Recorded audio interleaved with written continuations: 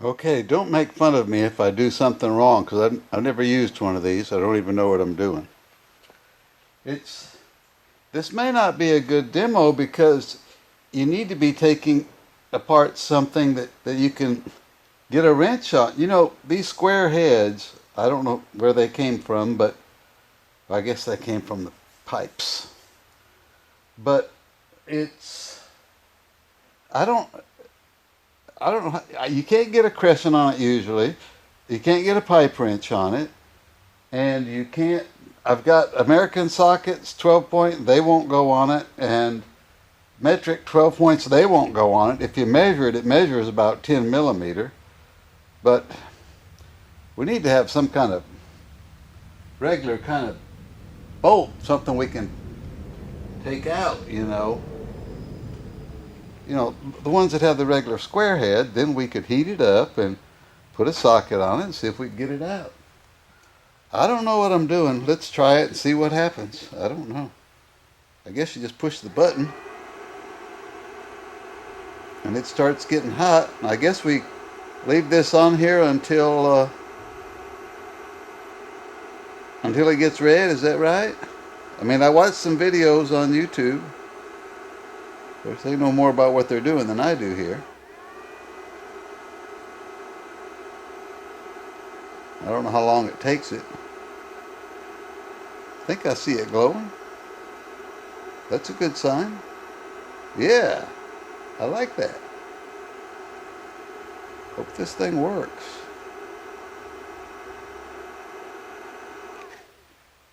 Well, the end's glowing. You think that's good enough? Let's try it.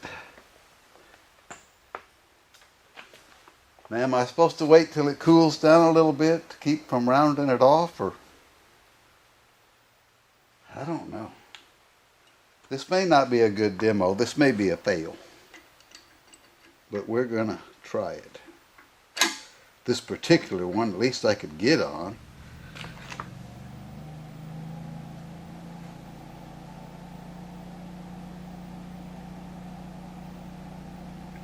By God, it worked. All right, that's what I'm talking about. Yeah, we got it going on. Yeah. I'm digging it. I don't want to drop it down in that oil. I like it. It worked. Hey, I'm happy. Okay, wonderful. Now, let me get the slide hammer and see if these dowels are sticking up pretty good. I noticed these were hammered in some. I may have to replace those. They're kind of beat down, you know what I mean? Let me get my slide hammer and we will see if these are going to come out. This may be a good day.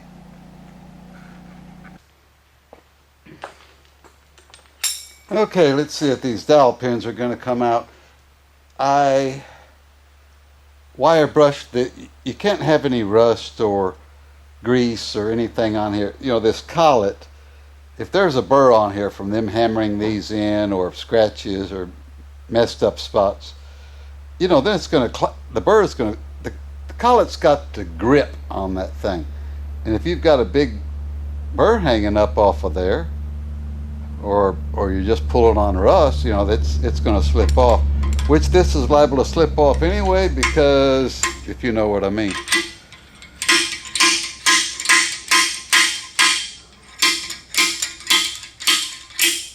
Yay.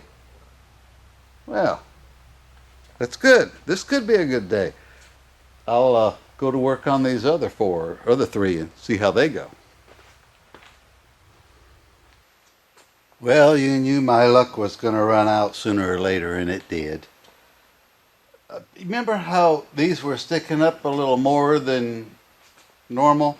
That led me to believe that those had been replaced, which makes them easier to come out, and also the block has less gripping on it when you're trying to pull them out. Well, these look more like stock height, than neither one of them would come out.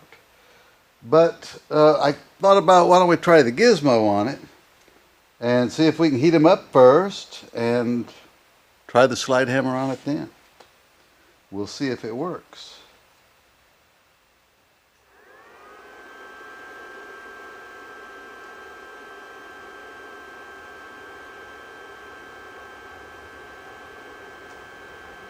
I thought it would heat it up faster than that being smaller. Of course, I don't have much wrap on there. This is kind of a custom setup for wrapping around some kind of part. You know, it's not really giving it the proper fit, but it looks like it's getting it hot. I don't know. I don't see it glowing yet, though. Surely, you'd think it would be getting hot enough. I just thought being small like that, it would heat up real quick. Maybe it would, but you know, you don't have much room to get a wrap on it either.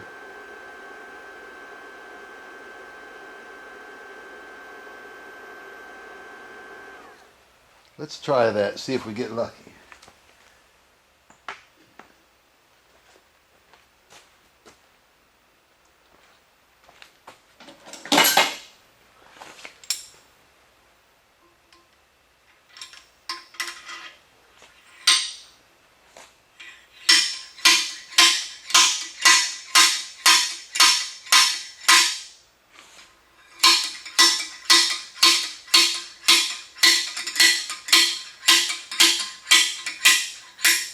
Didn't feel like it had it.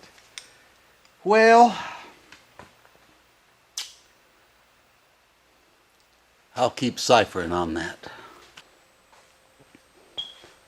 Well, I got all the plugs out except two. It took me all day to get these. But two, this one is stuck, of course, and it's stripped out, of course. And so I normally just weld a nut to that and then back it out. But the weld's not sticking, so it has to be stainless, even though I tested it beforehand. You know, low-grade stainless, 302 and 304, you know, a magnet sticks to them. So I'll have to wait till tomorrow and go get some stainless nuts and then convert the wire welder over to stainless again. It was on stainless to do the headers, so then I had to convert it over to do these other plugs. Now I got to convert it back, but that should get the last two plugs out. This is your, you know, cam thrust surface. Your top timing gear rides on that, and then it's driven backwards by the taper of the lifters. And so they've got that painted, folks. You don't paint. This paint is going to wear away, and when it wears away, it goes into your oil. And I don't know that your bearings want paint. I think they want oil instead. Don't paint some place that wears and definitely goes in the oil. But things are moving along. But the more I look at it, the more I find that I'm going to have to do. Now, you shouldn't paint this oil pad here, oil pump pad. And even if you did, but you shouldn't, so don't. You don't paint inside your oil galley itself. There's your line coming from the oil pickup, and there's your line going to your bearings. Don't paint like that. If you try to hot tank a block, and if you leave the cam bearings or distributor drive bushing in it, caustic reacts with aluminum and those metals, and this, what are these made out of, aluminum bronze or something? So when you throw it in a hot tank, and I think the last block Joe brought in here was that way, I don't know what it does. It disintegrates or fuses to the cast iron walls, and you know I've got every tool possible to take one of those out, and nothing is going to work. It's really a job. Don't take a block to the shop to hot tank without taking this out first, or you're going to be left with a mess like this. And all you can do is chisel and punch and chisel and punch and chisel and punch, and someday you'll get it all out of there, but you won't get it out with any proper tools. It's not going to be pretty. I think you can see that paint in the oil passageway leading up to the cam bearing. That's not going to work. This thing's going to have to be torn down and totally stripped, and every oil passageway brushed out with steel brushes, lacquer, thinner, paint remover, stripper, whatever. The whole thing's going to have to be stripped, and it's everywhere. I'm sure you've been through similar situations. It's not going to be easy.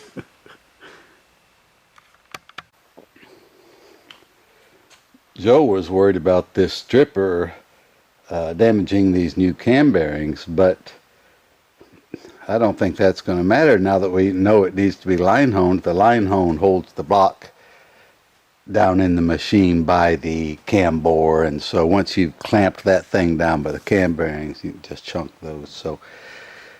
So there's not a problem there. It's because of all this gliptol, that deteriorating gliptol that is not only here, but this gliptol in the oil valleys, cam thrust, and all that. The only thing you can do is wheel this thing outside, get several different varieties of stripper. This gliptol is very tough. That's not really paint. That's insulation for the inside of an electric motor. Really good, tough stuff. But so get a few different cans of stripper and take it outside and clean it. Get some steel brushes and clean out every oil galley until this thing has no more gliptol to decompose and get in your oil system. Find something to clean these lifter bores where you see the paint in there. That's not going to work, you know. So of course, I really don't want to be blowing stripper all over my best engine stand, so I guess I need to put this thing on another engine stand and then take it outside. And this is not a one-shot deal, you know. This is going to be several strippings, brushing, whatever. I don't know what it's going to take, really, but I know it'll take all day. It seems like every time this gets into a longer project, you know what I mean? Yeah. One viewer commented that he said I should deburr these, the lifter valley and everything. And, well, yeah, I didn't know really how much I was going to do and how much Joe was going to do, but you know, I kind of agree with him. If I'm going to go through all this work, I think I might as well deburr the block and just do everything and just give Joe a block that needs nothing but paint and clean up and assemble, you know? So I'm agree with him there. I just need to do it all. And then it'll all be better. But you know, that's going to take a week, you know.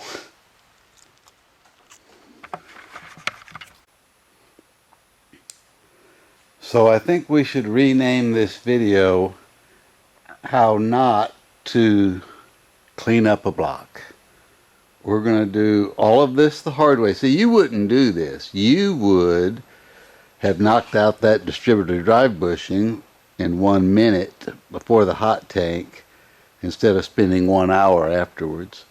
And then you would have knocked out the cam bearings, because even if you don't have a tool, just find one of your buddies that does and get those cam bearings out of there, because they're going to react to the hot tank. Get you a piece of scrap pipe or conduit, knock out that cam plug, and then while you're sleeping, the vat would make this thing beautiful and clean for you, and you would go back and get it the next day and it would look perfect, instead of spending a day spraying stripper. And now when you spray the stripper, you know, it bubbles up and you scrape and scrape and scrape all you can. It won't get it all the first time, and then you wash it, you rinse it off so you can get down to see what paint is left. Well, every time you wash it, that's going to try to rust the bores, and you're fighting that all day long. And I did put my best stuff on there, you know, to protect the bores. I don't know how well it's going to work, but everything, of course, everything you get clean is going to be trying to rust constantly on you all day long. And you wouldn't do it that way, because see, you're going to do it right. You're going to have it hot tanked. It's going to come back and be clean and beautiful, and then the world will be a better place to live.